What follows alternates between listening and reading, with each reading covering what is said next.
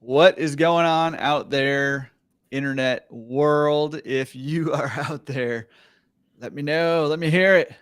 We've got our eyes on the chat here and excited to go live with you. I'm starting to get all these notifications on my phone now that we're going live. So, welcome. I see some people popping in. If you are in the chat right now, welcome. Throw in the chat there where in the world you are tuning in from. This is I'm Jordan with Laundromat Resource, and I have got here the man, the myth, the legend, Waleed Cope.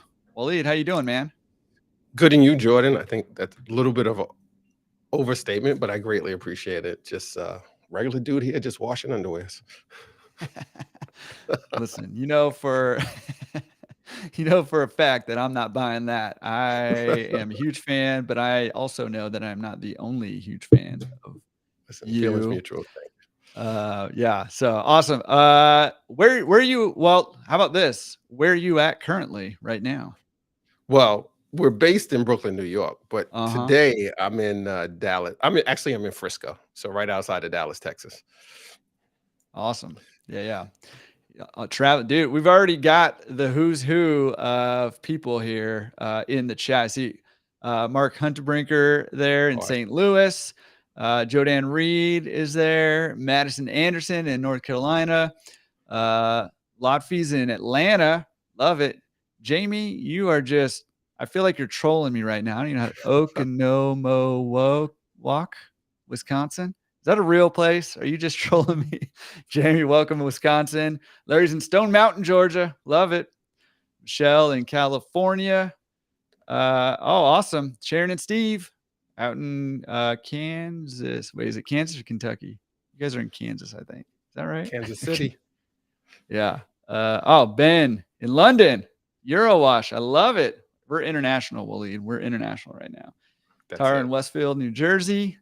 Love it. Welcome, guys. Super duper excited. I'm going to give Waleed here a second to introduce himself and give you a little bit of background on him. While he's doing that, keep letting us know. Kansas. Okay, thank you. And Irene's in Kansas City. Awesome. South Carolina representing with Kelly. Geetha's in Virginia. Welcome, Geetha, pro community over there. So Waleed, I'm going to give him a chance to introduce himself, give you a little background. While he's doing that, this is a live Q&A. You have got a rare opportunity to live and in person get your questions answered by, again, the man, the myth, the legend, Waleed Cope. And get those questions in and rolling, and we will get rolling. But Waleed, while those questions are rolling in, give us a little background on you and who you are and why you're here. Well, I'm here so we could just engage with the community and talk laundry. Like, it's nothing better than being with a group of great people who are in the same industry, and we all love taking care of garments. It's just a great feeling. It's generated a lot of new friendships, um, strong camaraderie. So I'm just here to have fun. Let's share some knowledge and have some fun and just talk about anything laundry. My background is simple. Humble guy living in Brooklyn, New York, grew up pushing quarters around my dad's store. So I'm second generation in laundry. Um, and I say humble because when you drop a couple 5-pound buckets of quarters on the floor in the laundromat, you clearly realize the perspective of your life when it comes to running the laundromat really fast when you got to sit there and pick them up one by one. So our operations are a little different. We used to be self-serve. Now we're strictly drop off and pick up and delivery. And we run 7 days a week, commercial and residential. Our lines of service are typical with a little twist. We do laundry, dry cleaning, and our twist is we do sneaker cleaning out of our store in Brooklyn, New York. And we do sneaker cleaning from pickup, delivery, drop off, as well as mail in from around the country. And we do it retail and wholesale. So we actually have other stores and laundromats who we work with, process it for them, and send it back to them. Um, yeah, I just love doing laundry, and I love the people in our industry. That's my story, and I'm sticking with it. Well, listen, I know for a fact nobody loves doing laundry, so I don't know. Something's wrong with you. You know what I mean? Just kidding. Hey, real quick, I just want to acknowledge Jose in Boston and welcome Toronto. Alex is here. Raised in Savannah, Georgia. We have another. There's a whole bunch of legends in this Q&A right now, including Mark Vlaskamp from the Fold and Laundrolab. God, I was trying to blink there. Kelly Reed I in see a lot of Lexington. names there. Welcome. Randy Roberts is here in Columbus. Yep, I missed you. And we got Trevor here trolling you right now. He says the laundromat down the street puts lavender in their laundry when returned to customers. I was thinking of adding bergamot as a more citrusy fragrance. Go for it. Let me know what the customers say. I can get you a 40-pound bag. Just let me know. That's awesome. Awesome. All right. Well, guys, get your questions in to the chat there. We are here to talk laundry with you. And not only do we have the legend here live and on screen, there's a whole bunch of them in the chat. So I know we're coming from a bunch of different platforms, but be interacting in that chat. There's, like I said, there's a bunch of legends in that chat right now. So you're going to get a lot of good answers to your questions. So what do you say? You ready to get rolling on this? Yeah, I'm just over here laughing because I got to give credit to Alex when we were in Nashville at Wash Dry Fold. He gave me my newest social media name, which is Denzel Wash Dry Fold. I just saw it in the chat. And I was just like, is that what that was? Denzel Wash Dry Fold. That's gonna stick, man. That is gonna stick because it is like that is spot on. That's hilarious. Ooh, John Fry's here too. John Welcome, Fry's John. here. Awesome. That's awesome. He's running a great shop. Anybody that wants to know how to get more 5-star reviews for their laundromat, go on LinkedIn, connect with John Fry. But let me tell you, he's got, I don't know, 290 something 5-star. Well, he's got 290 something reviews, and I think like 98 or 99% of them are 5-star. Fantastic. And he's done it in a short amount of time. I'm sure I'm going to screw this up, John, so forgive me. I think he's like a year and a half or 2 years he's done it with his store down in Tampa. It's amazing. Yeah. Awesome. John, we need your secret sauce, buddy. Kelly, I'll definitely give you an autograph. Yeah, what the heck, man? Nobody's ever asked me for my autograph. Here you got people begging you for your autograph. Oh my god, it's a running joke. So here's a joke. When we were at the Wash Dry Fold in Chicago. Wash Waleed was there, and he was on stage. So he did his presentation, and he had his book on the table that he was selling. So after it was over, I did my presentation. A couple people out at the table, and they were like, "Oh, that's Waleed's book." And Kelly buys one and is like, "Oh yeah, that's Waleed's book." And she's like, "I'm gonna get an autograph." And the whole time, Joe Dan is like, "Look at the cover. That does not look like Waleed on the cover." It was Wash Waleed. You know that you've made it when somebody asked you to sign somebody else's book. That's how you know that you have made it in this world. She thought it was mine, and Joe Dan is like, "Oh, they sold out," because Kelly was like amping everybody up, like, "Oh, you should get his book," but it wasn't my book. So Wash Waleed crushed it. Yeah, Wally's benefiting from the brand that is the Laundry Pirate over here. It was all Kelly. It was all Kelly. I owe her a commission on Wash Waleed's books. Yeah. Awesome. All right, we got questions starting to roll in. Guys, thank you for bringing them in. Chuck, welcome in Orange. That's right down the street from me. We're basically neighbors. I'm going to throw out this first question. If you've got something to say on it, go for it. And if not, I'll chime in on this one too. But first question that rolled in was, how do you evaluate a laundromat? How do you know if it's a good deal or not? Jordan, that's more your specialty for the laundromat evaluation. And I'll give you I can share some of my thoughts on it, and I'll be totally candid.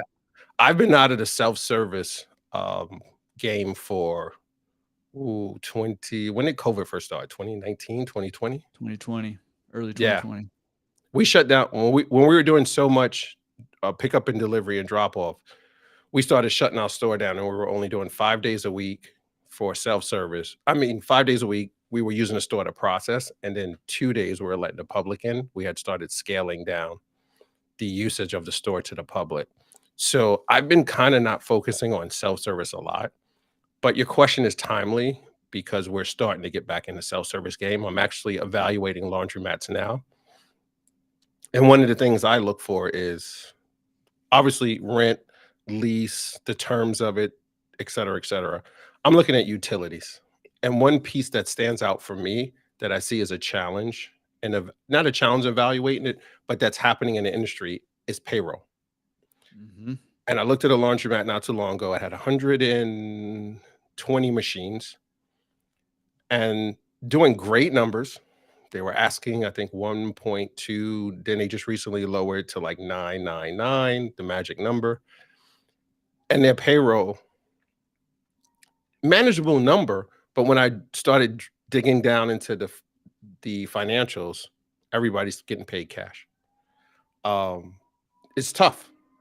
And we run every payroll on the books. We pay by check, direct deposit. So I have to go back and factor in what is it going to cost for me to staff the store, FICA, Social Security, all that good stuff, insurance, et cetera, et cetera. So my numbers come in totally different.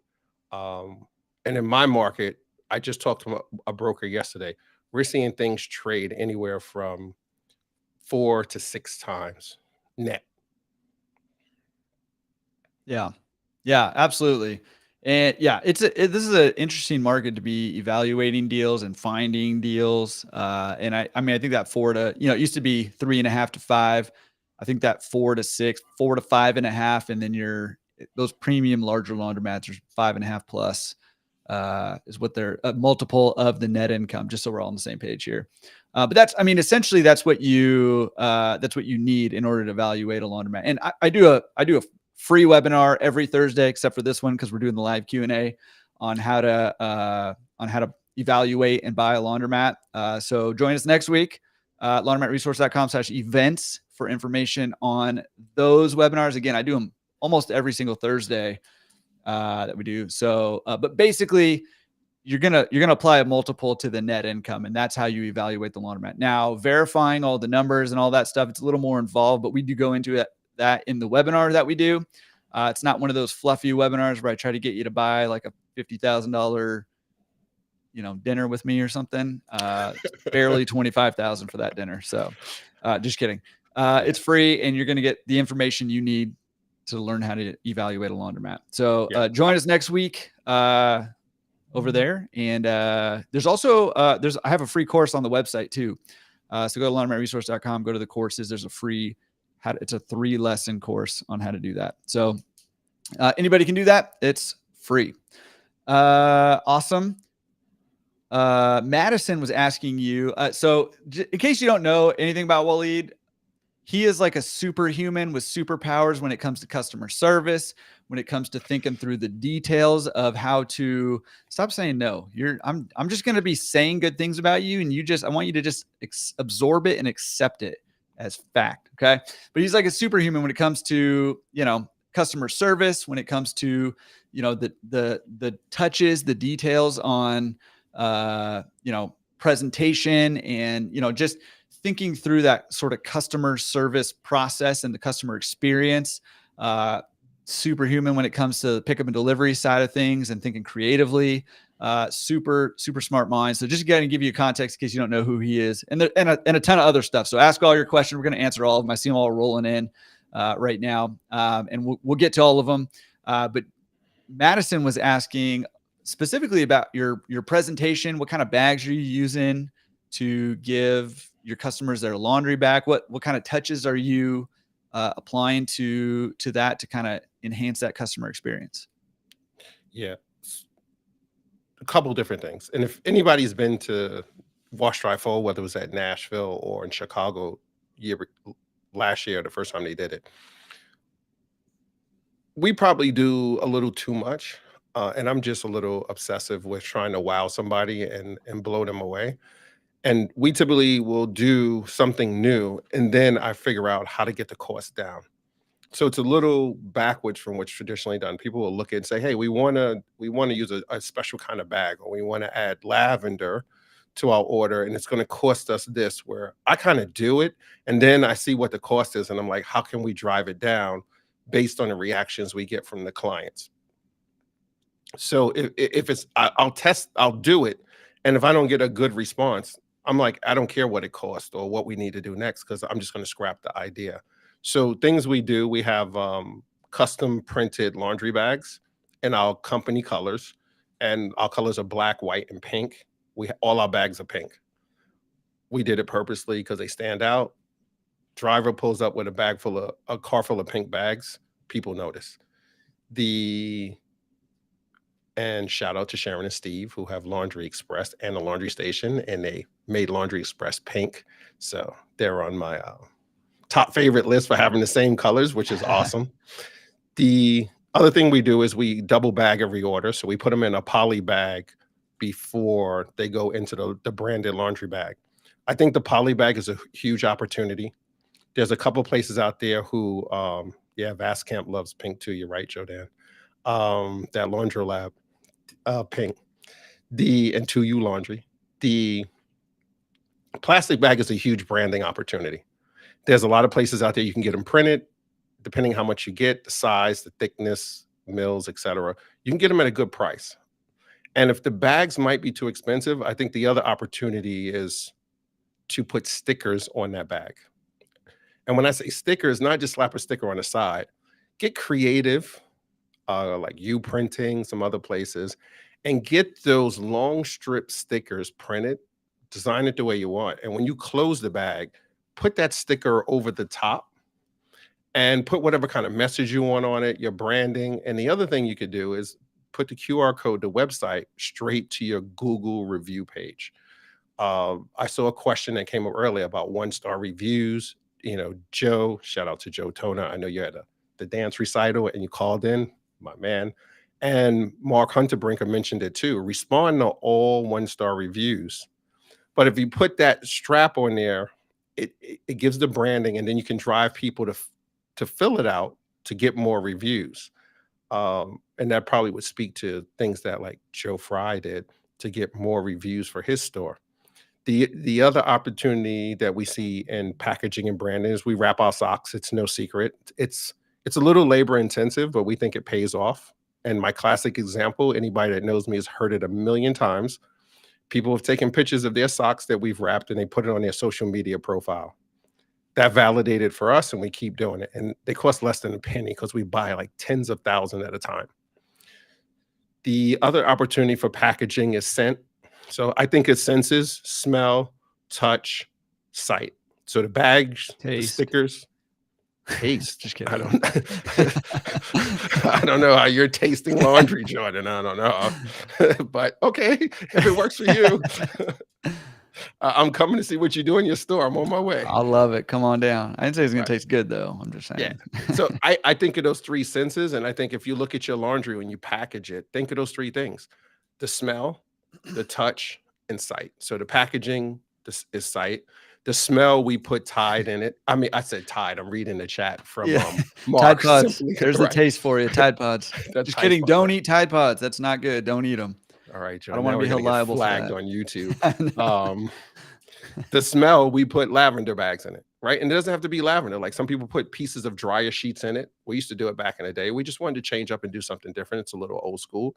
You could put other things inside of it to give it a great smell. You could even, I know people who take their fabric softener, they water it down, they put it in a spray bottle, they spray it in the air over the clothes that are laying folded on the table. They let the mist settle, not a lot, just like a little fine mist, and then they wait for it, and then they pack the bag so it doesn't. They don't want to make sure it's moist, obviously, because we'll get sour and mold.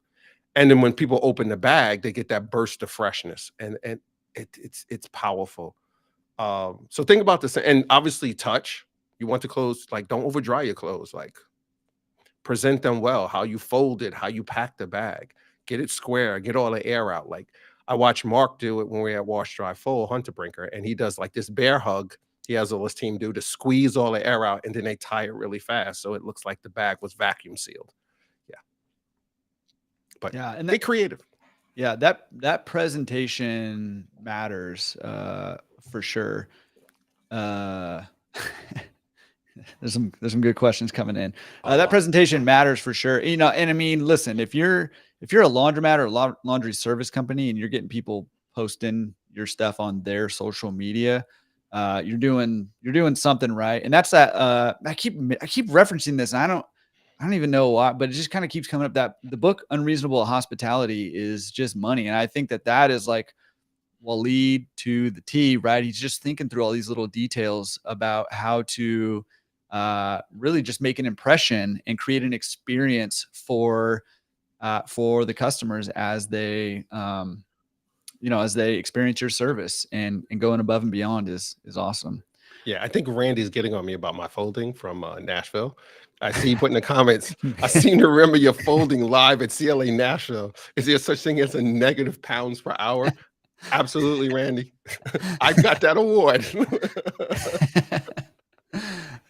Negative. Yeah, you're getting trolled. I don't know what you did to Trevor, but he's trolling you also. So I don't know. This is great. Yeah, if you guys could just join, one of my favorite things to do in this entire world is to just give Waleed a hard time. So if you guys want to join me in the chat, just give him a hard time with me. That'd be great. It's all love. Okay. No, I think that's awesome. Great question. And I know Madison wants to see some examples. Here's what I would say. Make sure you subscribe to Waleed's newsletter. If you're not subscribed, I'm going to get a link to that sometime while you're yammering away. I'm going to go get a link to sign up to your newsletter. I'll put it in the chat there so people can go. If you're not subscribed to his newsletter, it goes out every Sunday. It's awesome. You've got to be subscribed. So subscribe to that, and maybe you can share some of those images of whatever she was looking for. So being that we talk about packaging, I saw Daniel just put a message in about sustainability. Mm-hmm. Huge. I had a client just scream on me for having plastic. We introduced garment bags for our dry cleaning that we would just reuse over and over. The other piece with the poly bags, there's two kinds. There's biodegradable and compostable, or compostable, whatever the proper pronunciation is. And you can look into those. And we brought one previously, and we had it dyed pink so it matched our colors. And we would pack the laundry in that, and then we put a note for people to reuse the bag, like for their trash or their recyclables, etc. And then those bags decomposed in the landfill versus a traditional plastic bag that takes forever for it to break down. So there's a huge opportunity. Now, just be mindful, it's going to cost you a little more because of the additives they put into the plastic for it to break down. I think it's worth it, especially depending how you buy it. Here's the other thing. Team up with another laundromat near you, and you can buy it in a bigger bulk, and you can drive the price down even more. But it's a huge selling point for your clients to speak to the sustainability in the environment. Yeah, sustainability is huge for sure. And it matters to people, right? It matters to people. I put the link, washweekly.com, in the chat there. You should probably just open another tab and go sign up for it right now, immediately, wherever you're at. All right, jumping back up. I don't remember. I didn't write down who said this, but somebody was saying they're ranking number 1 on SEO. Is it worth it to pay somebody to do SEO? I would probably say if you're already number 1, maybe still actually. But Waleed, what do you think? Worth it to pay for SEO for your laundromat or laundry service? So I always hear this classic word used for some questions is depends. So I'm going to I'm going to work hard to avoid that word tonight. I would look at that question 2 ways. Are you ranking number 1? So it depends is what you're saying. I didn't say it. You did. Are you ranking number 1 because you did the work to get you number 1? Like you optimized your website, you have blog posts, the metadata on your website, keywords, you're writing articles, you're getting link backs, etc. So if you built it up yourself that way, then I'd probably like, you might not need someone else, but it probably is a good idea to probably have a consultation with some SEO firms that are reputable or, good in your area or in our industry, just to get their feedback and see if there's anything else you can do to tweak it. Because you not only are you number 1, you want to stay number 1. And let's be mindful, everyone. Our industry is super hot right now. Everybody that's got 3 quarters to rub together wants to buy a laundromat. And the internet has exposed, and when I say exposed, not in a bad way, it has highlighted our industry as this passive, easy way to make money. And anybody in this chat who has a vended slash self-service or does pickup and delivery knows that's far from the truth. Now, if we look at passive as the Webster's definition of it, I would probably say, okay, yes, because in a lot of cases, we're not doing the work directly that produces the revenue at the store. But the society and culture in its present day has labeled passive as you can have this thing that you do nothing. You sit on a beach with a laptop and flip flops, and money just comes rolling in every week. Um, so let's just keep that in mind. So if you're the other piece of it is you're number one on your SEO because you have no competition. You might be in one. I know some people, Jordan and I were just chatting about. They're like, "Oh, the nearest store or competitor to my store is like 10 miles away." Well, by default, you're number one because there's no one else in your area. So I would say look at those two scenarios because if you've done the work to get to number one, keep doing what you're doing and consult with somebody to see what else you could do to improve on that. And if you're number one by default, you probably want to have a conversation with someone too to figure out what can you do to safeguard your number one position by default in case other people start coming into your market. And don't think someone's going to come into your market just with a self-service store. You're like, oh, I know where all the stores are. I know where all the vacant retail space are to anyone. I've got a post on my neighborhood. Don't forget these ghost laundromats, right? And we kind of operate in that zone where someone is driving around picking up laundry and they take it to another laundromat or they process it at home like Poplin, aka was it Sudshare before. And listen, go to WeFunder and just Google. You have no idea how many people are raising money right now to start some laundry slash tech firm. It's bananas. So be mindful and be careful. Yeah. And that's why I mean, I've been saying over and over and over again, it's time for us to up our game as operators because the competition is here and it's coming and people are getting more sophisticated in our business. And that field of dreams, if you build it, they will come business model it's already gone. So if you're still banking on that, you might be able to hold on to it in certain markets for a little bit, but Be careful. you'll be tomorrow's zombie Mets if you keep going down that way. Just really quick before we jump to the next question, awesome questions coming in too. So I just wanted to acknowledge Joe Toner, who is a rock star, who probably some of you guys know and some of you guys don't know, but you should know. Joe Toner's here. What's up, Joe? And Alicia also in the chat Oh there, yeah. which is awesome. So welcome, guys. She just got I think she just got a second store. Congratulations, Alicia. Yeah. Yeah. If you're on the West Coast, watch out for Joe. That's He's right. snatching up stores left and right. Yeah. And killing it with them too. I won't tell you a secret sauce, but connect with him.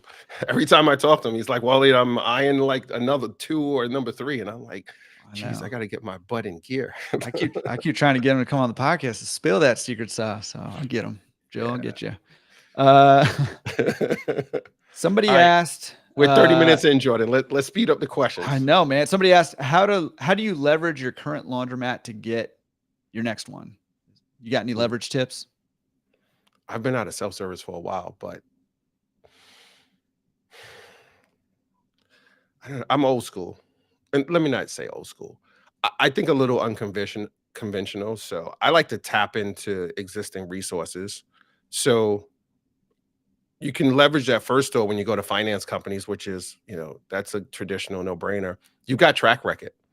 So you can show like I'm an experienced operator. Can I get a better interest rate? Can I get more LTV? SBA loans.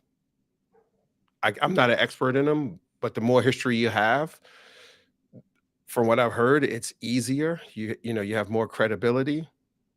Oh, Alicia just said she's about to grab number 3. Jeez, I know. Louise. Yeah, dude. I'm about to go on fire now. I'm just making moves. You guys are pumping Waleed up right now. Jordan, give me a pro membership so I can use that Laundromat analyzer on your website. It's yours. It's yours. I'm gonna crash your website analyzing stores now. And then, listen, depending if you want to have partners, you want to get involved with other people. I think partnerships in laundry is so underrated. I'm having so many conversations with people who have partners. I just met with a great operator here in Dallas, and shout out to Mike Blumberg.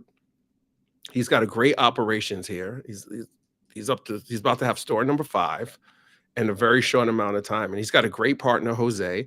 And one focus on one side of the business, like the financials and fine tuning and growing it. And then the other partners focusing on like the infrastructure, maintenance, customer satisfaction.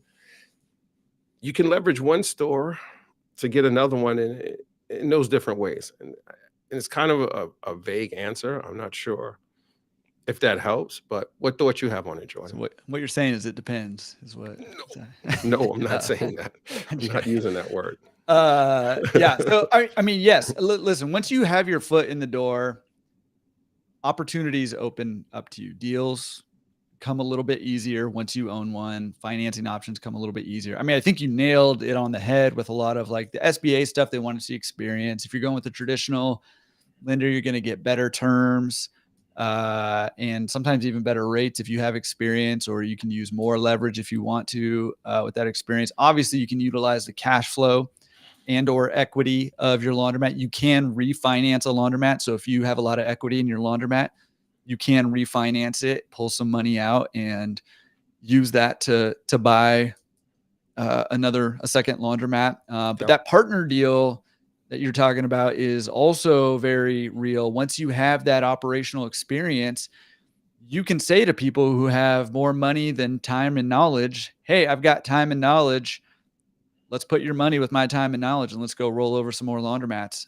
That's real right there. So don't underestimate the value of your experience, of your knowledge, of your time that you've put in, because there's a lot of people out there with money that don't want to put in the time and work it takes to get that knowledge and experience, and are willing to partner with you. So that's another way to do that. Man, so many good questions. We got to like keep it. All right, let's pick it up, Jordan. Come on, let's do rapid fire. All right.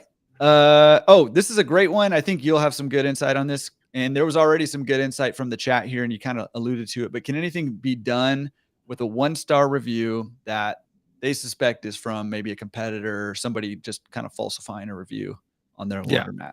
I'm gonna fire through these questions now, everybody. But like, email me, hit me up on LinkedIn, whatever, if you want more details on it.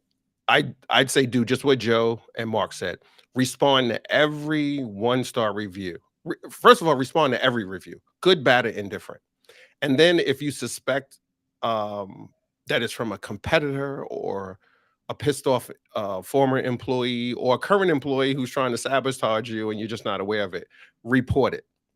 It's against Google's TOS, terms of service, for an employee, a competitor, or anything, someone being malicious to write a review.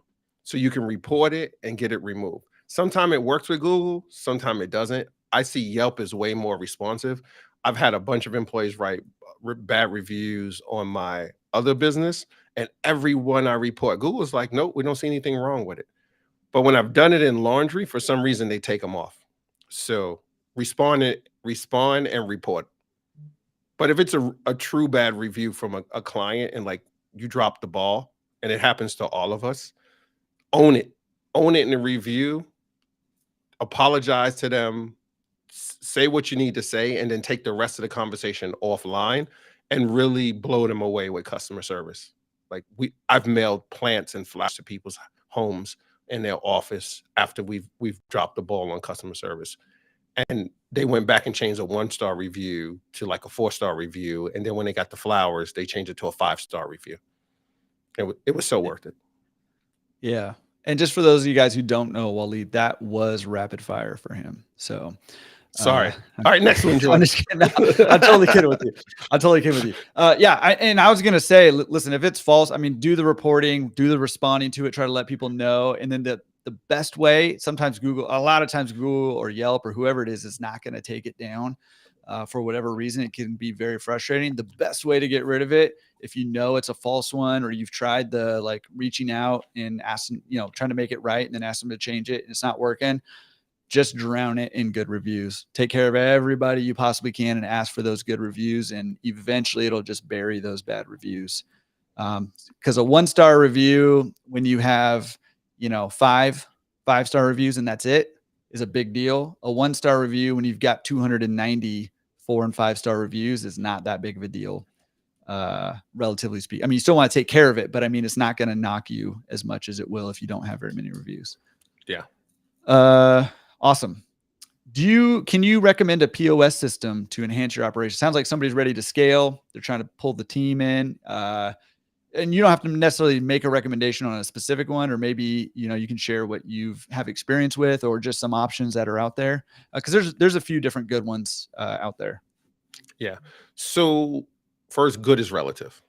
So when someone asks, can you recommend a good one? It's relative, because everyone operates their laundry, AKA garment care business, slightly different. And there's no one true fit for any business. And I'd probably say if you can get a POS system that can fit, I don't know, 85% of where you run your business, you're probably in a really good spot. We've tried, or we've used or demoed everything out there except for the major dry cleaning ones. My advice to anyone that's looking for a POS, sign up for a demo with every single one of them and ask them questions. And one of my key things is, if they're trying, when you ask them questions about, can you do this with your software? Because I run my business this way.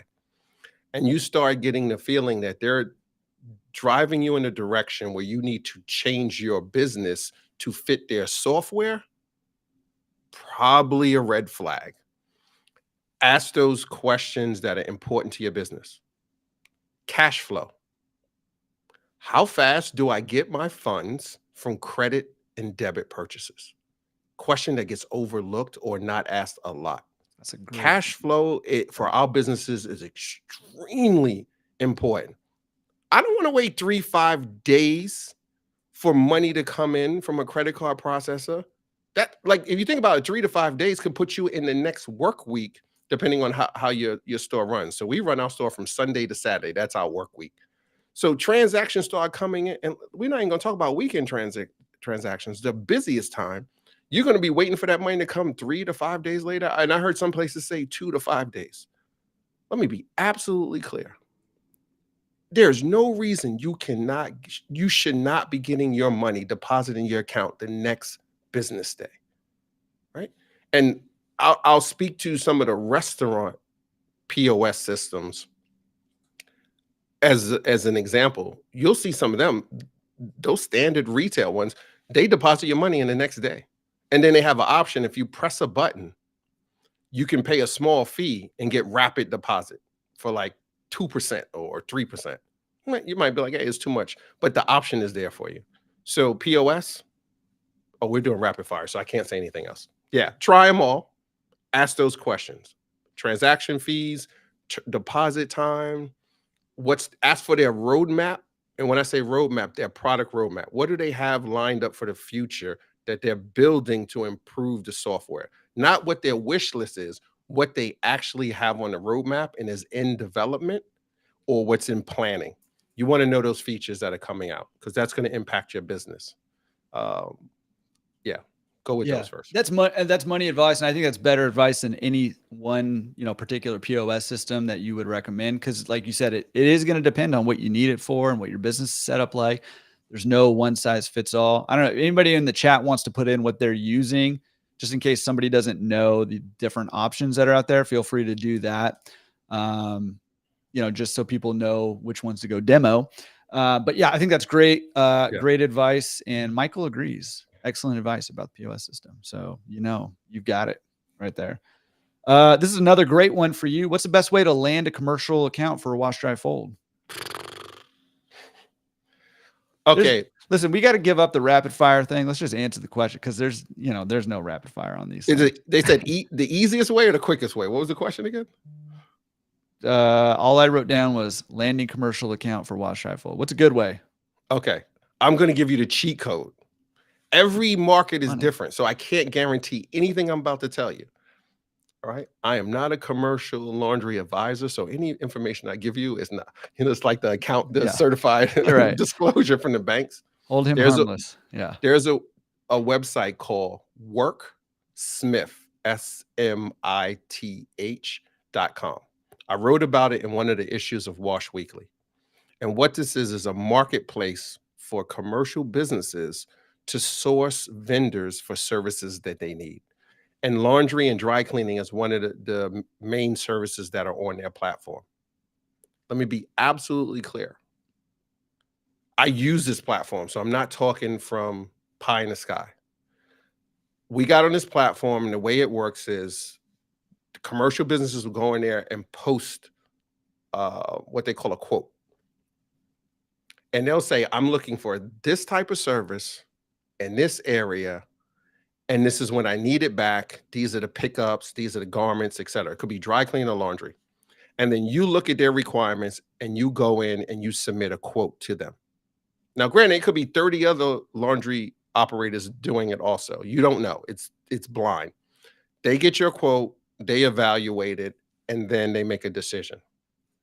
I use this platform with a colleague of mine, and we picked up $10,000 worth of dry cleaning a month in, I don't know, maybe 4 weeks. So that's one. The other one is, I shouldn't be telling this. This is such, It's good stuff. I shouldn't be telling this. Maybe just hold it and make them get I'm that gonna give it. newsletter. I'm gonna give it to everybody here. What are you doing on LinkedIn? LinkedIn. I'm gonna say it one more time. LinkedIn. You can go on LinkedIn and you can search for businesses that need your services, right? You're not gonna know that they're looking for it, but think about it. There's retail businesses that need dry cleaning, that need laundry. There's spas, there's salons, there's health, there's medical, sleep clinics, doctors' offices, lawyers, whatever. They're there. You can go to their company page, see how many employees they have roughly, et cetera. And then you can see all the people who are connected to them and go after them, not the company, the people. And don't go after the CEO. Don't go after the VP. Go after the people that report to them. Because if they like your service, they're ones who are dealing with the pain points. And then they'll recommend your services to the CEO or to whoever needs to sign off on it. Don't go straight to the top. Go to the people who work for the person at the top. Because the person at the top ain't doing the work that's causing the pain. The people beneath them. Go after them on LinkedIn and don't spam them. Don't just go in DMs and start, oh, yeah. I'm going to sign up for LinkedIn Premium or Sales Navigator and start blowing their inboxes up. No, go engage with their profiles. If they put a post, leave a tasteful comment and engage with them and get their curiosity going where they come back to your profile and be like, who is this person? Oh, they have a garment care facility. We're kind of looking for stuff like that. So that's a quick one off the top. Because we're in rapid fire, so I'm gonna. Yeah, that was super rapid. Listen, you would have already known all this had you already subscribed to Wash Weekly. So I'm just gonna put that link right down in there again. I'll throw it on the screen for you. Oh, nope, wrong one. There it is, washweekly.com. And for the Sure POS question in the chat, there's a lot of brands coming up. I would suggest doing a demo with every single one of them. Do all of them. Yeah. Shout out to my son who just said, hi, Dad. What's up, Noah? Way to join the live stream on the laundry stuff. Wait, is Dad? All right. Wait, is Noah's username Platinum Players? Yeah, man. That's his gaming channel. I love it. I love it. There's money over there. All right. This is a great question. Does your team, why don't you comment on this? Do do you suggest one person doing an entire order all the way through, or do you do it more? Or do you suggest maybe more of an assembly line where somebody owns maybe the wash, the Mhm. dry, the fold? Uh, yeah, that's right. He's a good kid. What do you think? 1-to-1 or assembly line? I recommend both. How you run your drop off and your wash and fold depends on which one you should lean to more. And each has its pros and cons. So the short version is if you're doing high quality, low volume, 1-to-1. One person starts it, one person finishes it. Total accountability, you get to track every single thing. You're going high volume and maybe mid to almost high level quality, you're going assembly line. Otherwise, you could go 1-to-1 with high volume, but your labor costs are going to start going up because you're tying people to individuals' order, and there's a processing time. And let's be clear, there's two areas where we cannot control time to a certain degree: wash time, dry time. And those you know exactly, plus or minus maybe 5%, what those times are going to be. Your wash cycle is your wash cycle. Dry is heavy items, light items. You're going to have some variation in time there. But your folding time, unless you're Randy Roberts or Joe Dan Reed, and you have the miracle of the fold text, you can get your folding time down to a science and you can predict it. And there you can do assembly, or you can still do 1-to-1 because that person takes that order to the fold text or whatever brand folding machine you want to use and runs it through, and then they pack it in there done. Look at your operations and use whichever one fits best to your style. There's a lot of information out here, great operators that are doing things in different way. Don't get caught in the mentality that because Jordan does it, or Joe Tona does it, or Randy Roberts does it, or Kelly and Joe Dan Reed does it a certain way, that you got to do it that way. No, sir, no, ma'am. Probably 80% of what we do in our store, we did not model off something else. Or maybe I saw something somebody else did and somebody else, and I merged the two together. So both. Love it. Yeah, love it. And and when in doubt, like let the math guide you, right? Like let the math Yeah. guide you and see what's the most efficient, right? The more efficiency we can gain in our wash, dry, fold, or pick up and delivery services, the more profitable we're going to be and the better we're going to serve our customers too. So let that Totally. math guide you when in doubt. I'm not clear on this question, so I'm going to put the question out there. I can't remember who asked it, but clarify this for me. So the question was, how do you price a wash, dry, fold for a non-retail, non-vended facility? I'm assuming that means a like a pickup and delivery facility that's in maybe like an industrial. There's no self-serve side. Is that what you're referring to? And if so, let me know and we'll come back to that question. Oh, somebody wanted to know, where do you get the cardboard sleeves for the socks? Uprinting.com. Fastest answer I've given all night. You want to comment more on that, or are you good? And it's the letter U, printing.com. And if you go to my YouTube, just scroll. There's a video, and I put how to design sock straps, and I walk you through it beginning to end. Is that it? That's it. Oh man, that was pretty quick. I love Alex said favorite quote Uh-oh. from Denzel Wash Dry Fold was, we try to make it feel like people are getting back brand new clothes as much as possible. I love that. Great quote of Denzel Wash Dry Fold from Alex. Alex, thanks for putting that in the chat. I thought that was great. What are your Like thoughts on Alex, Google and Facebook ad? Oh, go ahead. Sorry. I was going to say Alex is spot on. I'm not going to drag this on because I want us to get as much questions as possible. But when you go shopping, look at how they present the clothes in retail. There's a science behind the way they fold the stuff. They present it a certain way. They lay the colors out. Look at that and take some of that home and put into your laundry. Study retail. And Yeah. so you said Facebook and Google ads? Yeah. What are your thoughts on Facebook and Google ads? I don't know. I might get in trouble with Facebook and Google on this. Should we call them So something different first, so they can't track us? yeah, it's on the record now. It's limited. Um, so let's be clear. We built the soapbox on Instagram. We first started, we had no clue. We posted on Facebook, we posted on Instagram, and we ran ads. I had no clue to what we're doing. Some days now I still don't have a clue. Um, and and before we knew it, we had like 4,500 followers on Instagram. And when I kind of suspected things were working, is when we were getting DMs late at night in Instagram, and it was like, "Can you come pick up my clothes? I need to schedule a pickup."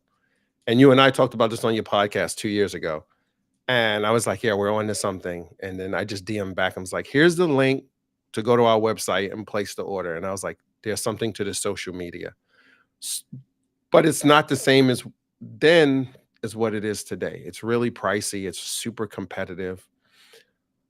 I think it's worth it. Let me rephrase that. I believe it's worth it. You just need to be really granular with it. I, and this is not knocking anybody's business. I'm on Instagram sometime. I spend way more time on LinkedIn now than Instagram. But when I'm on Instagram now, I'll see ads pop up for laundry services. And when I don't even click on it because I don't want to blow their click budget or what have you. But I'll glance and I'll look at their profile to see where they're located. And they'll be like in Colorado. And I'm like, why am I getting an ad for a laundry service in Colorado who's not servicing New York? Um, I would say be granular, drill down, use the geofencing, target similar interests uh, of people on that platform that would relate to them ordering your service. And what those similar things are, listen, I'm still trying to figure it out. Like sometimes I'll target people who like to order food, so they use Uber. I try to look at what are some e-commerce behaviors that would translate to someone making an order for wash dry fold. Love it. Hey, Noah. I think he left after he said hi. So right back at you, buddy. I think that's awesome. And the ad game is one where if you're going to do it yourself, you just got to budget in. You're going to lose a bunch of money. It's going to take you Yeah, a long time to figure it out and to figure out your right audience. So you got to budget that in. Otherwise, you should just hire somebody who's an expert, or you're going to pay to learn it. And there's yeah, not a right or wrong necessarily. Um, and it's just kind of what fits you. And you don't have to start with a lot of money. That's another kind of misconception. You don't have to start with a lot. But again, the less money you start with, the longer generally it's going to take you to figure out exactly how to do it, exactly your niche audience, all that stuff. So just something to be aware of there. And somebody asked another question about Google Ads. What was it? while you look Uh, for that, I saw one that someone asked about using a newsletter yeah. to create a newsletter or blog that targets their customers. So, and they said they're building their email lists. I'm paraphrasing here, and they want to send info to customers. Yeah. First of all, like quick, fast, because like I want to get to more questions, and the clock is ticking. You should be building an email list and a text message list. You should be getting people's cell phone numbers and their email address, whether through your card system, when they sign up at the POS system, in store, online. Make sure they're giving you that information. What software could you use? So there are some e-commerce ones. There's MailerLite. Um, there's like ConvertKit. There's quite a few for doing email newsletters. I kind of lean towards the free ones in the beginning. Like Beehive has a free tier to start with, so you get to so many people. There's Ghost. It doesn't have to be super complicated. Get something that's MailChimp works just Mail fine. Yeah. Mailchimp. Totally forgot about Mailchimp. Like, get something that's simple. Listen, here's the key. Choose one and freaking start. Mhm. Don't worry about the perfect one. I have technology paralysis. I'll like, oh, we need this app. And then I get one and I'm like comparing it to the next one. And then I start with one and I have buyer's remorse. Choose one, start. Craft your email, figure out what's going to be in it, and just start sending them. And then get feedback. Find your super consumers, and the super consumers are people that use you the most, that love your service, that brag about your service to other people, and get information from them. How could you do it better? What would you like to see in a newsletter, etc. So yeah, Ghost, Beehive, MailChimp, ConvertKit, MailerLite, and any of those names, you could also put in Google and just put like MailerLite alternatives, and it will give you a list of their competitors on Google. I find plenty of apps that way. Here's a super tip for you, but it's dangerous. I've fallen prey to this, but there's a site called AppSumo, and Oh yes. AppSumo has a bunch of different softwares. A lot of them are like just starting up, but they're alternatives to popular ones. And a lot of times it's a one-time fee instead of a monthly Hmm. subscription when they're on AppSumo, and then they go monthly. Uh, they're on there for a limited time. But I pick up stuff all the time, probably too many things actually, over time. It's addictive. On AppSumo. I know it is addictive, but that can be a great place. They always have newsletter softwares and stuff coming out. So check out AppSumo over there. And Joe Toner said, He's right. check out Product Launch Formula. Jeff Hmm. Walker, he's got a book called Launch, which is awesome. If you're getting into the email game, Launch is a pretty classic book on how to make that successful for you. So highly recommend you read that one. Good call, Joe. I see Alex asked about geofencing. Mm-hmm. Alex, I'm still on the fence with geofencing. The jury's still Was out that a for me. joke?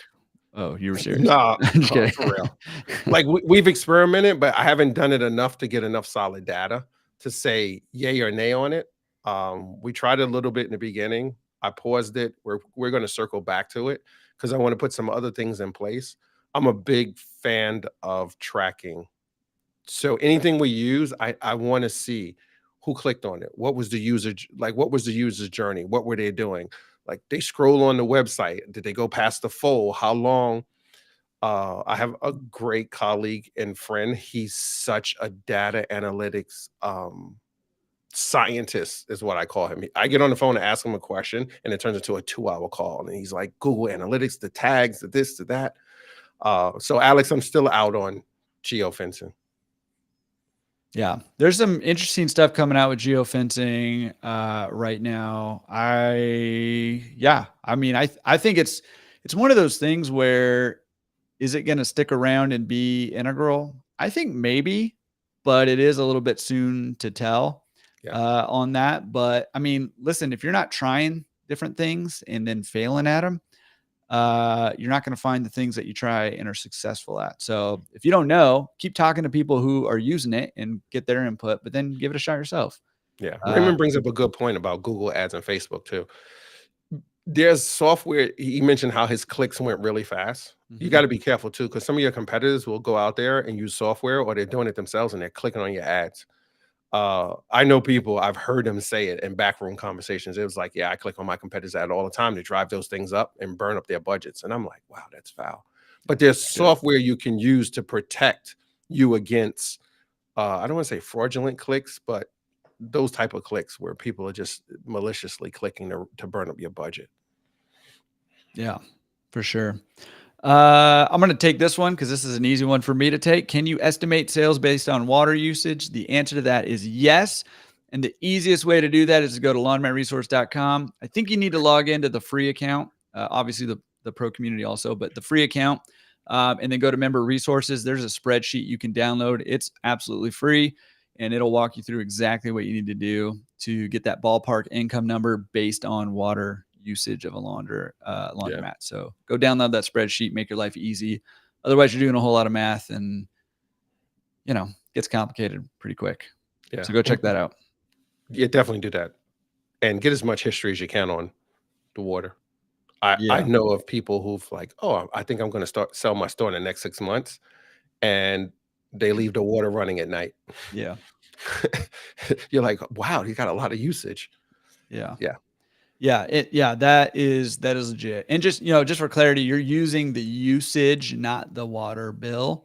And you're looking for anomalies, right? And that's why hmm, Waleed's saying, hey, try to get 2 years. I mean, that's what I'm trying to get, minimum of 2 years. You can't always do that, but that's what you're looking for is 2 years, and you're looking for any anomalies, like you said, like a big jump in the last 6 months since they decided to sell, or anything like that, and that'll give you where you should be looking.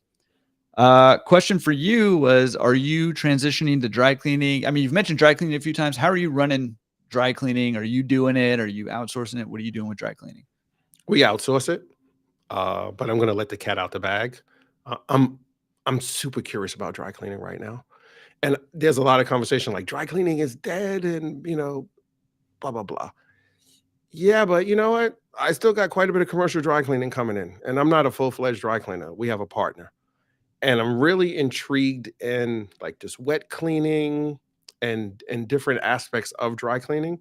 So we're getting back into self-service, between you, me, and how many 54 of our community members here. Like I'm It'll be working on more a than store. that. I'm working on a store right now in another state.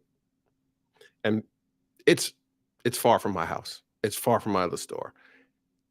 And I had a long discussion, and this is probably tying to the questions we see sometime in the forums, Jordan, is like, how far is too far to have a store? And you got to do what's comfortable for you. But I've realized if I push the limits of me being uncomfortable, I can probably create greater things than operating in my comfort zone. So I'm purposely, and my partner had to twist my arm on this because when I first looked at the place, I was like, dude, I got to drive almost 2 hours to get there. Like, when something goes wrong, I'm not driving there. Like, what are we gonna do? And he was just like, Waleed, that's short-term thinking. He was like, you build a system, just like you have with pickup and delivery. You build a self-service system. And I was like, you know what? You're right. So I'm thinking of dry cleaning the same way. I think there's opportunity in garment care, dry cleaning of garment care. I don't think the quality, let me rephrase that. I do not see and believe the quality is there on a mass level for dry cleaning than what it used to be. The people I've worked with, the majority of dry cleaners, I have some great partners with dry cleaning. I had a few that were like, okay. It seems like their thought model was volume versus quality. And it was like, I'll do wholesale, and that pushed the quality down because they started just searching for volume versus quality and volume. So don't be surprised one day if you're like, Wally, I see videos of you in a dry cleaning plant with a presser in the background. It could happen. I think it's opportunity out there. And speaking of dry cleaning, somebody was asking about Presso. Yeah, it's the second Q&A in a row I've done that. Actually, after the last one, Presso reached out to me, so it's kind of funny. Yeah. You But got any just thoughts on it? be mindful, Presso is not dry cleaning. So if you remember like Tide Swish, and Panasonic has a machine out now where it refreshes your garments. I think what they're doing is great. I had a great conversation with them at Wash Dry Fold Nashville. I think they're really on to something. And I believe in their future iterations of their model, they're looking to incorporate dry cleaning into it somehow. I think there's opportunity for it. It's how you package what the Presso machine does, how you frame it to your clients. It's like how we frame sneaker cleaning. Yeah, or ozone, or direct injection, or anything, right? It's marketing. Like anybody in this chat right now that has ozone, I was at, if you know Ralph Daniels, Daniel Equipment, they had their Profit Symposium, their 50th anniversary like 2 months ago. And we were talking about it. And a part of my keynote was, if you have ozone, why aren't you talking about the problem and then how ozone solves that problem for your clients? Like, I'm putting ozone in my next self-service store.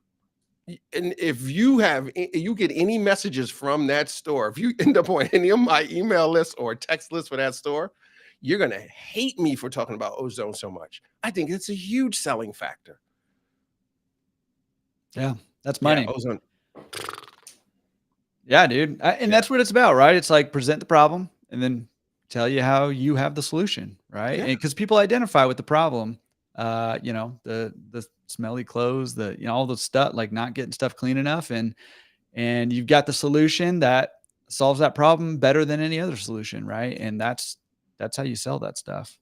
Not that part of Jersey, Joe, but not too far away. But there's a talking about my jersey. I'm wearing a Brian Urlacher jersey. Okay, I thought he was talking about the part of Jersey where we're going to open the store. No, he's asking if I'm wearing a Brian Urlacher. I am, by the way. That's awesome. But Yeah. there's that saying like, until the lion learns how to write, the hunter will continue to write the story. Yeah. And when you hear a story about someone going hunting, the lion loses every time because the hunter is writing the story. So you need to think about, how are you writing the story for your business to make it different? And as humans, I'll give you a great example. A long time ago, not a long time ago, there's a big fad now about gut health, like probiotics and all that. Mhm. When that first hit and kind of started becoming the rage, the doctor who was talking about it and brought it to everybody's attention and got like a lot of notoriety for it. He talked about the problem, and he was like leaky gut, and he talked about all these things that happens, and then he presented the solution to it. And as humans, we tend to think, and this doesn't make it right or wrong. We tend to think the person who's talking about the problem and then introduces the solution is the way to go. They have the most knowledge of it. And not talking about the problem in a negative way, like complaining and moaning and things like that. Like truly educating people, there is a problem, right? There is a problem with people doing their own laundry. You shouldn't do it. Right? Do we talk about that problem enough? I tell you, the other problem is not just we talk about it. We are not concisive and consistent as an industry with the language we use about wash and fold. Somebody calls it fluff and fold on this side of town or in this state. Somebody else calls it drop off. Somebody else calls it fluff and fold, drop Wash, dry, off, fold. wash, dry, fold. Yeah. Imagine walking into a dealership and 1 minute they talk about you measure the car by horsepower. Then the next time they tell you they measure it by push power, and then the next they talk about pedal power. You'd be like, what the heck? So yeah. So I've been anyway, saying next question. forever, we need to standardize what we call this, because I'm even confused half the time. I'm like, I don't know what to call it. We should just let's get to Wash Weekly, the next thing of Wash Weekly. Whatever he calls it, that's what we're all calling it. So go subscribe, washweekly.com, to his I'm gonna write newsletter. that down. I'm Just gonna so go you in the lab know and cook that up. what we're calling this from now on. Waleed is going to be the authority on that. I All think we right, could couple all more be the questions we got. If you got any last minute questions, get them in go. now. Get them in. We've got a few more. Do you recommend or are you doing mostly commercial or residential, a blend of both? We do both. My thoughts on it, everybody should probably, if you do pick up and delivery, commercial or residential, if you don't already, you should have $1 million laundromat. And when I say $1 million, I'm talking about gross, right? I would love for everybody to have net $1 million. But if you're doing pickup and delivery, there's an opportunity, I truly believe, for your store to hit $1 million. In some markets, I think it'll be simpler, not easy, but simpler than others due to like, my market is vertical. Some people's market is horizontal, et cetera, et cetera. And I've had this conversation. We're not going to call it debate. They're like, well, Wally, you're in New York. It's easy for you. Like, your people are stacked on top of each other. Yeah, but I got stores right across the street from each other. Like, I walk down 4 or 5 blocks and I can see 5 laundromats. It's bananas in my market. So if you're vertical or horizontal, I think you have two different opportunities. And when I say $1 million laundromat, if you broke down the numbers, and I'm really bad at math off the top of my head, but if you really broke down your numbers, listen, if your store does,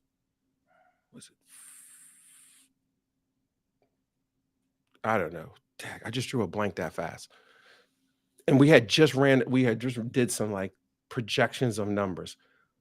But if you're doing, I don't know, what's the math? You do 50,000 a month, right? It's 12 months in a year. So 5 times 12 is 6. So that's a $600,000 store at 50 grand. Like, that's only 400 grand away from $1 million. And you might be like, Waleed, 50 grand is a lot to do a month, depending on what type of store you have, blah, blah, blah, blah, blah.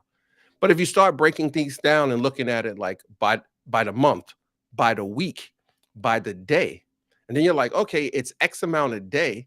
then go into your POS and say, how much does the average client spend at your store? And then say, how many of those customers do I need to get to that dollar amount per day? And then really start drilling down on the service. I think commercial is a lot of low hanging fruit out there for commercial. And when I say commercial, like look at Joe, 83,000 per month. Thank you, Joe.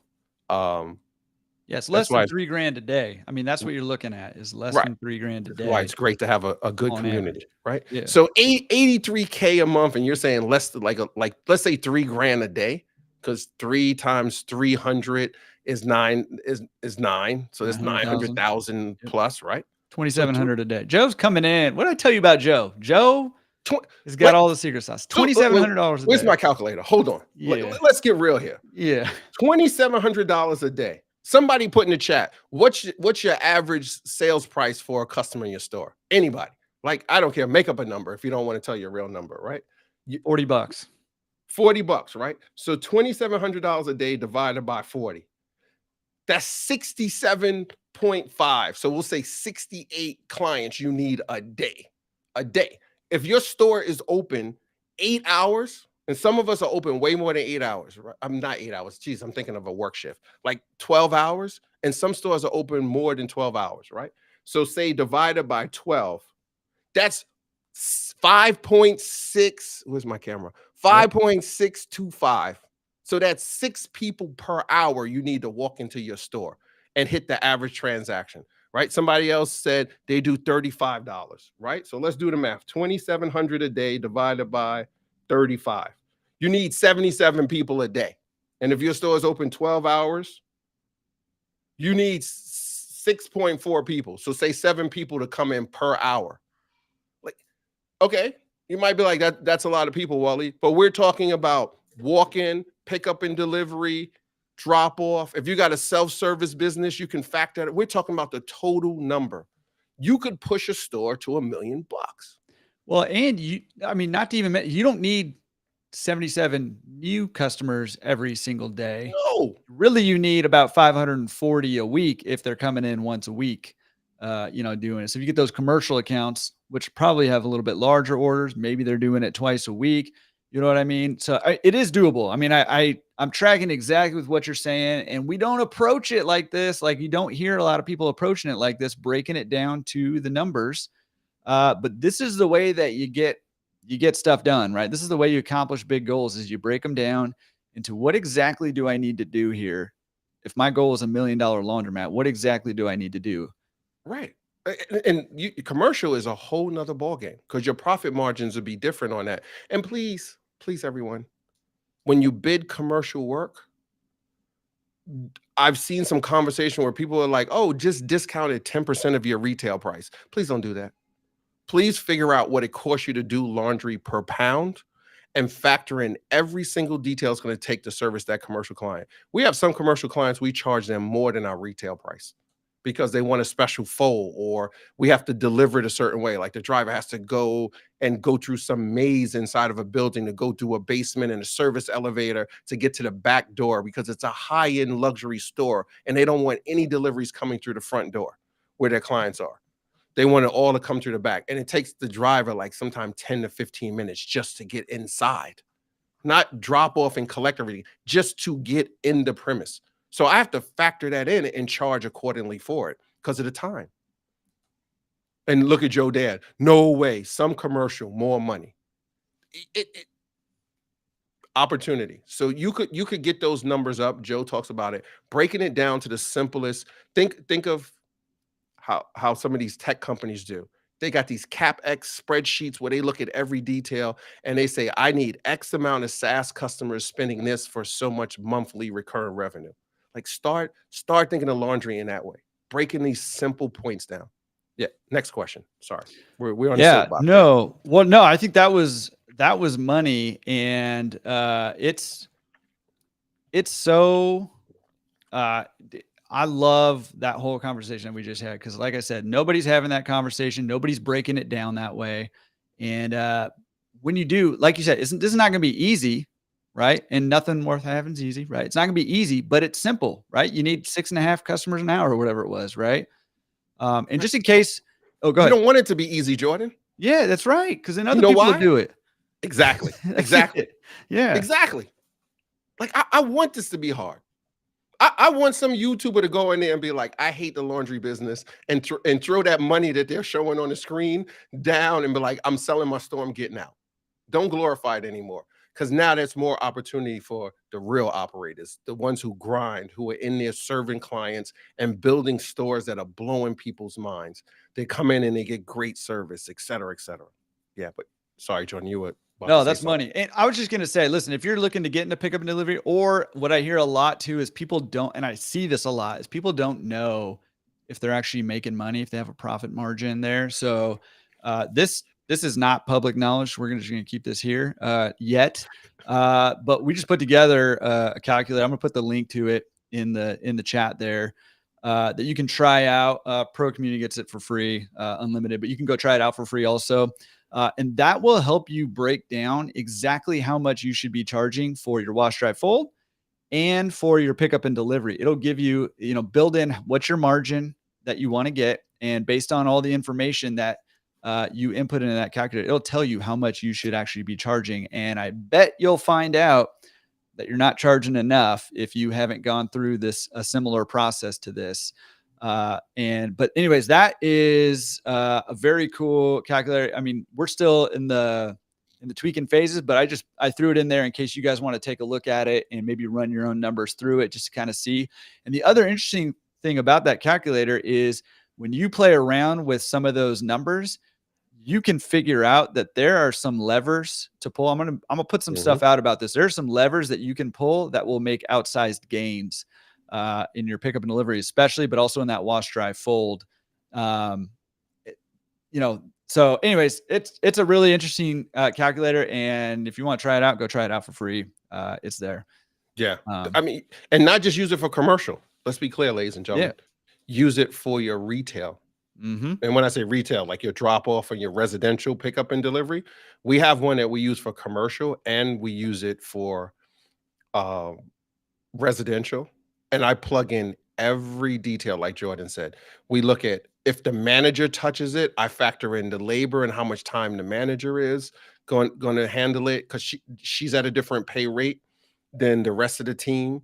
If I have to talk or be involved in it with some way with the client, I factor in what my time is going to be, and it spits out a number. And listen, I had my accountant look at it. I had the mergers and acquisition department of that account of our accounting firm look at it too from different aspects so we could get a clear perspective on how much are we spending per pound. Dry cleaning for us is easy because it's per piece. Like I know what my wholesaler is going to charge me, but then I factor in labor, pickup, delivery, vehicle maintenance, factor in every single thing. But use it for retail also. Please, everybody. You'll be Yeah, surprised at your numbers. absolutely. And Alex, I Yeah. mean, Alex asked this earlier. So did you do anything different when you shut down your self-serve stuff? Did you do anything different to price in with a no self-serve wash, dry, fold pricing? Did that change your pricing at all for you? And if so, how did you figure that out? I raised my price. That was the first thing I did. I raised my price. And I'm really price sensitive, which is weird. When I buy stuff, I'll be like, whatever. I'll pay the price unless it's something outrageous. Then my price meter goes off, and I'm like, I'm not doing it. But when it comes to me charging someone, I have this real. I'm so hypersensitive. Like, am I charging them too much? Like, I want to give more value than what someone pays, and I've gotten to the point where that can be detrimental in the business. So one thing we do is we put those numbers in there to calculate it, as I said earlier, in our price calculator. And the other thing I do is I put on the calendar twice a year for us to raise our prices. And when the calendar alerts me, I go in and I update the price.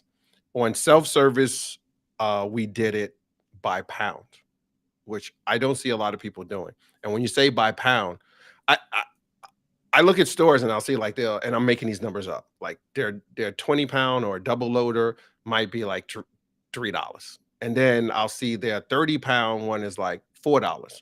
And I'm like, why is there a double in price between the two? It doesn't cost more. It costs a little bit more money, but when you really boil it down, depending if your machines, how new they are, how efficient are, it's not a huge jump from a 20 pound to like a 30 pound to operate it, water, electricity, etc. So I look at, if that machine does 20 pounds and we're charging $3, what's the price per pound? For it's $1.50 a pound. So I look at that equation, I apply it across the board in the store.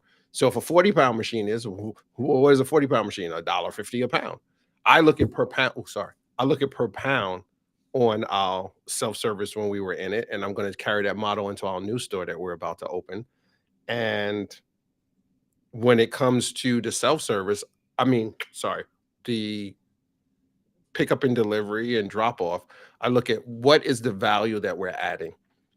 And in New York, we got a lot of stores. Like, I know people doing laundry for 99 cents a pound. 99 cents. I know drop off in store, 69 cents a pound. I'm like, no way they're making money on that. No way. Either they're doing it as a loss leader, or they're just like, the attendant is bored. The attendant is in the store, so whatever I make on drop off is gravy. And I get that mentality, but I do not believe that is the best way to measure and not use of time, to measure that attendance producing wash and fold in the store. Look, I just called it 3 different things in a short amount of time. Like, we need one word.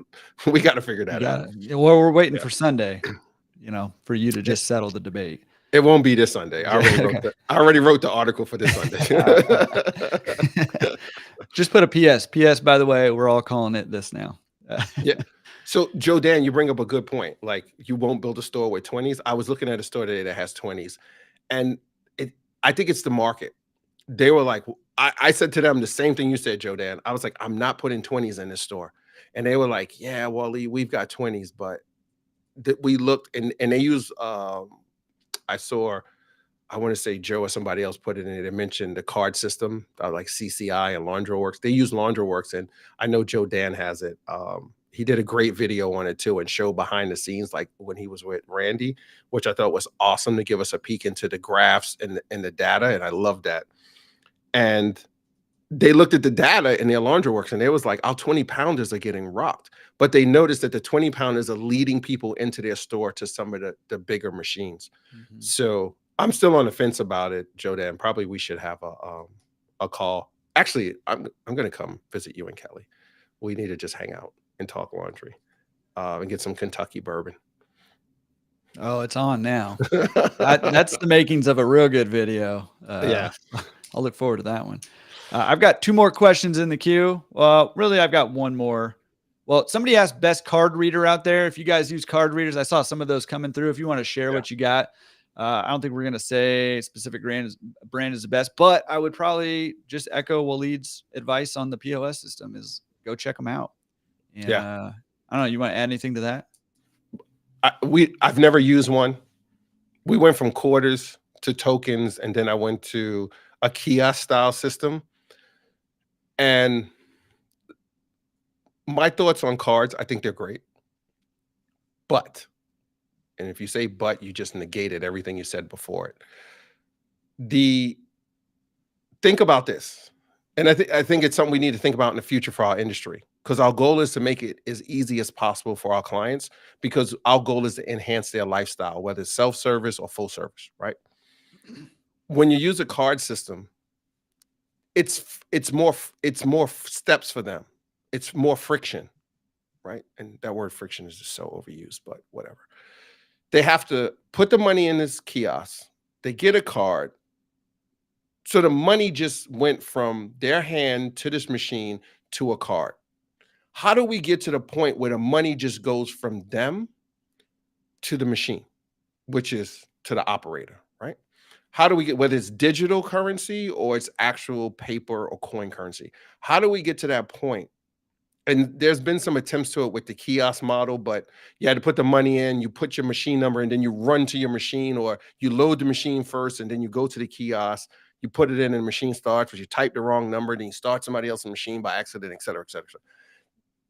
We've got to look as an industry, how do we get away from the extra step? I'm not saying cards are bad, but how do we figure out eliminating that, like, extra steps? Like, and I'm just throwing it out there. Maybe we need to get to the point where If anybody uses direct deposit in a payroll system for their mat, and your team member might not have a bank account, and they get the card where it gives them this like virtual account where they get paid on that account and they can use that card as a debit or credit. Imagine if in the future your clients have some type of card like that, but that card is linked directly to their bank account, like a debit or credit card. Like a debit card, let's be clear, a debit card is nothing but this card that's linked to your account. Every time you swipe it, it pulls from your account. Imagine if your store's card was linked directly to people's bank account. You've just eliminated every piece of friction, and you've created the ultimate customer loyalty program, because that card is tied directly to their bank account, and that card only works in your store. And if you really want to get gangster with it and you really build partnerships with other laundromat owners in your neighborhood, you build a consortium, and that card works in their laundromats as well, and you have some kind of partnership. Or, and I'm really stretching here, you figure out how to make that card work in other local businesses in your community. So that card becomes like the Diners Club card back in the day or something like that. And it becomes exclusive card in your community to use. No friction. Like ultimate customer loyalty there. This is why he is the laundry pirate. He's throwing out all kinds of ideas. Like, I love it though, man. That's the kind of, this is why I've like been super pumped about this Q&A for a long time, because you've got that outside the box thinking. That's the innovation and stuff that we need to be kicking around and having conversations about, and then kind of nailing down like, hey, what are some things we can do as laundromat owners to, help us? Listen, our goal should all be to have $1 million laundromat businesses, right? Like that. Why not have that as the goal? And in order to do that, though, we'd all need to be chipping in on some innovation, thinking about how to do things differently, thinking about ways to reduce friction, to make our businesses more profitable, to serve our customers better, all that stuff. That's why I've been super pumped to have you here. So super cool. I got 2 more questions for you. Number 1, should we be using Chat GPT for like blogs and articles, SEO purposes for our websites? Yes. The question is though, how should you be using Chat GPT? My mother-in-law is on this kick now. She's developing her LinkedIn profile, and she's writing posts, and she's in like the healthcare safety field. And she's like, yeah, Chat GP is a thing. She calls it Chadwick, right? That's her nickname for it. And she I puts like a it. post up, and I read it one day, and I'm like supporting her. I'm like, go mom, go. And I come into the office and I'm like, mother in love, did you just copy a verbatim from Chadwick and post it into your thing? And she's like, yeah, that's what you told me to do, right? I said, no, I asked you to go in there, give it your prompts, and then go back and take the ideas that it gives you and rework it, reframe it in your tone, in your voice. The key with Chat GPT, and I'm no expert in it. Listen, I'm still playing with it like a lot of people are. Garbage in, garbage out. You've got to figure out how to communicate with it where it gives you what you need for the audience and niche that you're speaking to. And it's probably beyond Chat GPT. You've probably got to start looking at the other software that uses Chat GPT as a complement, and it stores the pieces that you write, and it looks at them as reference. So it builds up a knowledge base of how you write, your tone, how you speak, the niche you're speaking to, the data points that you use over and over. So it's a great, powerful tool. You just have to use it wisely, young Jedi. That's right. With great power comes great responsibility and There all you that, go. right? Is that? No, that's true. And honestly, like I think we should all be using AI, and the question is, how do we use it?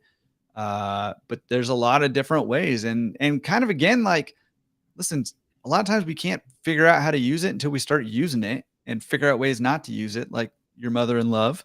And, they're like, okay, well, maybe I shouldn't copy and paste straight out of there, but maybe I can have it. I think my little brother was on here earlier. He was saying use it to make a detailed outline and then create That's an it. article out of that, right? Yep. Or, have frameworks built with Chat GPT, stuff like that. So awesome advice there.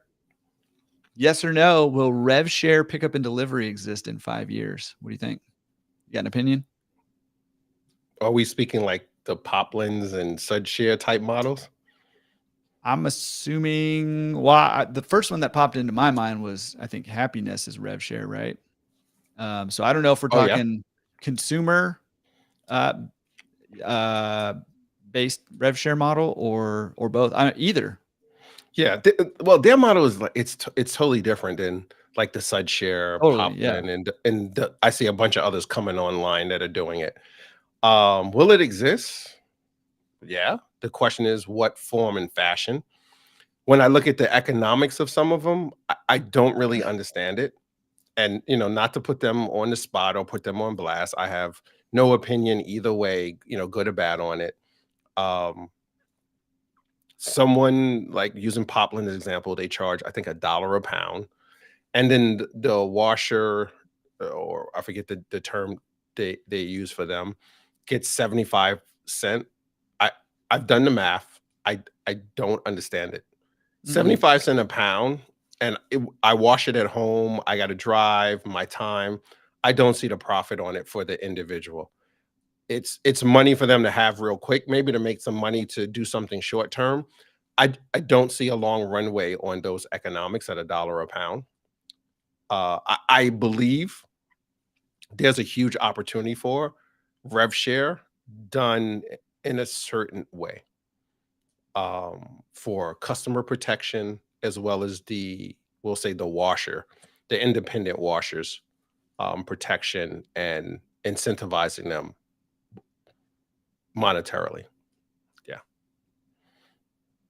Nice. Threat assessment of chains and franchises. Should we be afraid of consolidation or franchises? No, the industry is so fractured. I would Somebody, say I would say yes if you're running a bad laundromat. okay, You yeah, should be okay, afraid I'll of take that.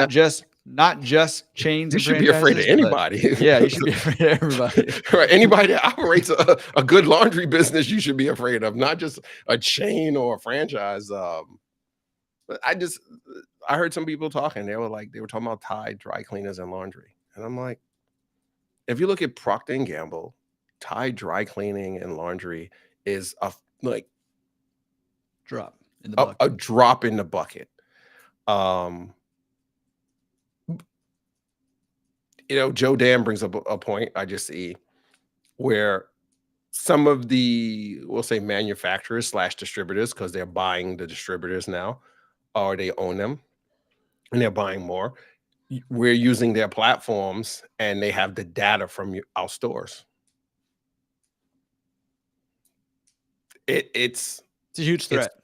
Look, the reality of it is it's a huge threat to the independent owner and operator. Now, is it the is. threat that they are going to take over the country with only branded stores? No. But they might put one across the street from your store, which is what's happened It to a could, lot because of they have owners. the data to see how your store performs, or stores in a certain area, and they're like, we could drop a store in there and get some of that revenue. And it's not like they're adding more revenue; they're pulling away from the existing stores that are there. That's a possibility. The other is, if you really want to play the dark side here, they can look at, when people register their cards or whatever system you have from your equipment manufacturer, they can pull that data and start marketing to them directly. Like, they've got their email address, their name, and they could do a reverse lookup and get their address and mail directly to them. But I'll be candid, a lot of the tools the big guys have, the internet has leveled the playing field. There's the same software you and I can get, and we could go David and Goliath on them.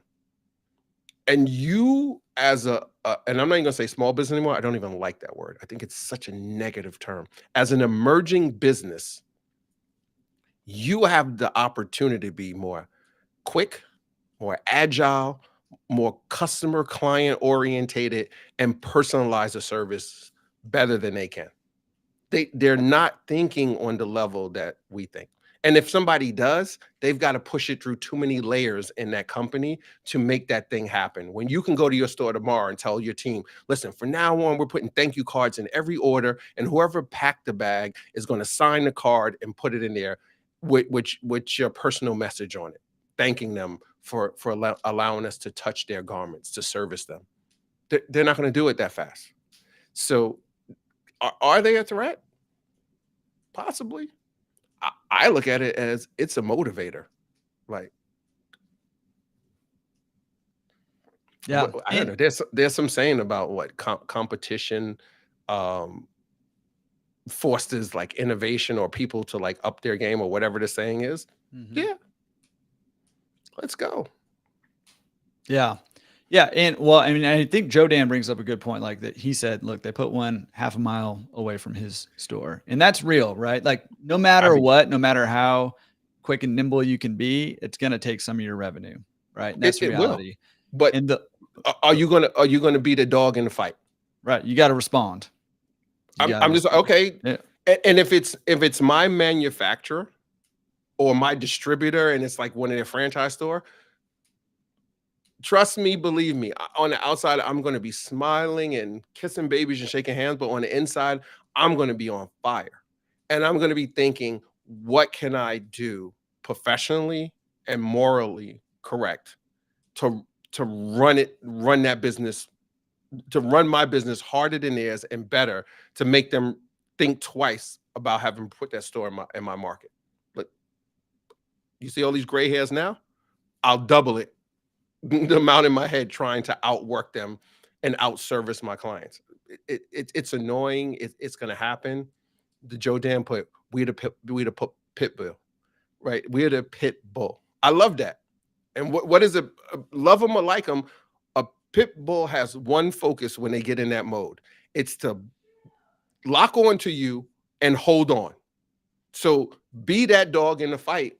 When I don't care if it's a franchise or it's another local operator, whoever comes in your market, and you're like, you know what? Respect, but game on, and out laundry them.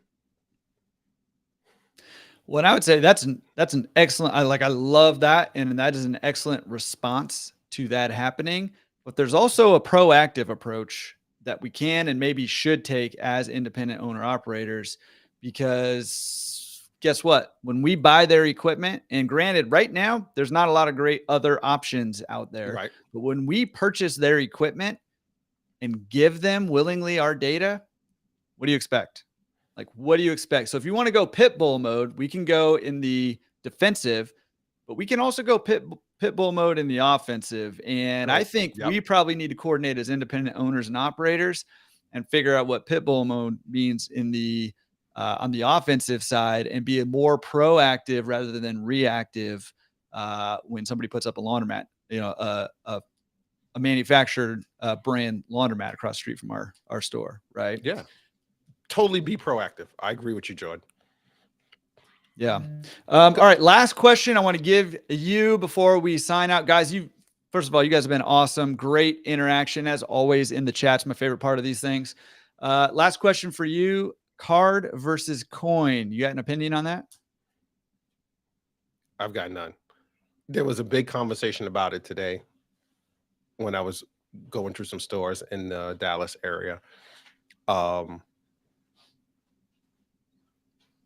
I think each market, each community, each owner has their preference. I lean more towards convenience. And I'm not going to say coin is more convenient than card and card is more convenient than the other. But I'll go back to my first statement. You drop a 5-pound bucket of quarters or dollar coins on the floor, life gets real really fast. Right? I know people that got carpal tunnel syndrome from constantly turning keys to open up the coin boxes. And the other thing is too, think about this, and I'm going to use Joe Tone as an example, my man here. He's got numerous stores. And his goal is to get more stores. If that's his goal, he's got to streamline his operations that fits for a multi-establishment operation. Is coin going to be the best for that? His preference. For me, I'm probably going to say it's not. Because I'm looking at how do I streamline? How do I get cash in faster? How do I get these payments cleared, et cetera, et cetera? We talked about it earlier with POS system. But if I'm running maybe, a 2, 3, maybe 4 store shop, maybe I'm fine with coins. You know why? Because I don't want all my business going to the government, right? And everybody's free to run the business the way they want. I'm not telling you what to do when it comes to the tax man. I just know what I'm going to do with the tax man. And I do not ever want them knocking on my door. So coin could be very appealing to someone who wants to run their business a certain kind of way. And we talked about that earlier with evaluating laundromats and how people are paid, that work in this store. I think coins are going to be around for a while. There's this camp that says coins are on their way out, and there's another camp that says cash is king. Coins will always be here. And there's these surveys that says way more stores are on coin than cards. It's a matter of preference and how you want to scale your business. And if you're talking about building a laundry empire or some type of dynasty, and when I'm saying that with multiple locations, you need a system that you can scale, you can streamline, you can manage remotely, and you can keep tabs. Think about it. You've got 15, 20 stores. If you're running some type of electric payment system, you can have someone do your collections because you've created an audit trail for every single transaction in your business. So there's $10,000 in those hoppers that got to get to the bank at the end of that week. You can look and see 10,000 was taken out, how many 5s, how many 10s, how many 20s went into it. And you can have a high-level manager or whoever, your cousin James, take it to the bank. And when you get the deposit notification from your bank and you see $9,900, you're like, $100 is missing because it doesn't match the audit trail from my electronic system. Coins can't do that. All right, man. I think that's awesome. Awesome answer on that one. Alex is trying to get me in trouble over here. I'll just say this one thing. Alex said CLA should be monitoring the manufacturers and they're putting in stores, antitrust. Listen, I'm just going to put it out there like it is. This is just my personal opinion. This is not Waleed's opinion. It's not anybody else's opinion. The Coin Laundry Association is not on your side. Look who pays their bills. It's those manufacturers. So, do with that what you will. Believe it, don't believe it, whatever. But you can't expect the CLA to do that when the manufacturers who are doing these things are paying their bills. And that's a strong statement to end on. That's probably going to get myself in trouble. But there it is. But also, side note. Yeah. Joe touches on a great point that we totally glanced over.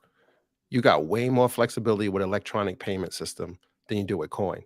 Price increases, time of day, pricing, bonuses. Like you can get really creative with when you got an electronic system. We had coin, we had pushes. When we raised prices, and I looked down the line of every coin slot I had to pull out and then change. And we had the pushes where it had the little blocks in it where you had to add them and take them out. A lot of flexibility with that. So Joe brings up a great point there. Yeah. Yeah. Card system, super duper flexible. Last question I got for you is, hey, what's the best way for people to contact you besides go to washweekly.com and sign up for that newsletter? Yeah, you can go to washweekly.com website. You can email me through there. You can go to my personal website, waleedcope.com. You can email me through there or connect with me on LinkedIn. I spend a lot of time on LinkedIn. DM me, connect with me on LinkedIn. You can reach me at any one of those 3 places. If you send me an email, I don't respond like tomorrow. Don't be offended. My inbox is just flooded. I will respond to you. Like, I appreciate every message I get. And it's a blessing. Like, I'm really honored And I love being a part of this laundry, garment care, wash and fold, drop off, whatever name we want to use. But I truly enjoy being a part of this community. And I've met so many great people and made friendships. Like I remember when you and I first met, Jordan. I remember when I first saw your podcast. I was flipping through YouTube one day and saw it, and I was like, who is this guy with a Laundromat podcast? I was like, maybe one day I'll be on this guy's show. And look what happened. 2 times. But yeah, you're more beloved than me on the whole podcast. I don't know about that. Like, come on, man. Let's be clear, everybody. Let's be clear for the record. And I so appreciate Jordan's like humbleism. I don't even know if that's a word, but I'm going with it tonight. And your open heart, and you're always, kind, and you're always giving people their roses while they're here versus, when they're on the other side. And I commend you for that. But let's be clear. Your YouTube channel by far outshadows, puts mine in the shadows. So, you're a legend. You've paved a way. You've created a platform for people to come on and talk about what's going on in our industry. Like let's call it what it is, right? There's a lot of people out there talking about laundry, but let's be clear. There's entertainment in laundry and with the content, and there's education. And there's a place for people to come and talk about the good and the bad. And you've created that platform. So listen, I don't care what no one says, or any organization or any association. If you didn't pave the way for people like myself, Dave Mins, Danny, Joe Dan Reed creates content. There's a whole bunch of other people. Like, you've laid the pathway for us and showed that there is an audience, there's a thirst for this knowledge, and it's important that we share what's going on in our own little ecosystems of laundry so we can help each other become better. Our communities are insulated. Like, Jordan, when you first got started, how many store owners you went to and they wouldn't share information with you? They were like, nah, I'm not telling you nothing. So many. Yeah. Because you're going to be my competitor. Yeah. Like, so many. I get it, but this ain't the 1930s. The thing we should be focusing on is, how do we reach more people to educate them on using a laundry service? Last fact I'll give you, and I'm going to shut up. Think about this. And my market is a little different, but you need to look at your market in this way. The neighborhood my store is in has 150,000 residents. Not the borough of Brooklyn, not New York City. The neighborhood that my store is in. And there's like, 30 neighborhoods in the borough of Brooklyn, maybe, more. If I can get like 10% of my neighbor, forget 10%, 5% of 150,000 people to make an order twice a month, and we saw some average order values were like $40 or $35, do the math on that, ladies and gentlemen. You get, forget 5%, say 3%. 3% of 150,000 people to make an order twice a month. Not every week. We're talking every other week. You talk about $1 million store? We'll be doing your podcast on my private yacht. That is the goal, man. Let's get some private yachts and some private jets that we can do these things like, on. Where's my calculator? Like, you got me like, do the math. All riled up, right? Do the math. Well, I close this thing up. 0.3%. That's 4,500 people times what Joe said, $35. $5 twice a month. Right. Times 2. That's $315,000 a month. Sounds like money to me. Money. That's $3.7 million a year. Yeah. And if you operating at what? A 20-25% profit margin? Times 0.20. That's net $756,000. See you on the yacht. That's not a bad laundromat right there. You got that right. That's what I'm talking about. Well, hey, man, I appreciate all the things you say. Means a lot. Genuinely appreciate that. Tara, also appreciate that. And so what's a public yacht? Private yacht. Come on. Public I yacht, said public, maybe. sorry. I meant private yacht. Hey, listen, Well, man, it he's could be a open. He public yacht shares. Look at if this we is get one and we all have shares in it. It could be that's our right. We'll public make it yacht, a public yacht. That's right? what I'm It's a talking about. laundry public yacht. Maybe There we you get one go, of our Alex. cities to buy a yacht that we could all jump on. That would be a public yacht. Well, we'll start a new Dude, business. You could do laundry on a yacht. yeah, How about a floating laundromat? There I you love go. it.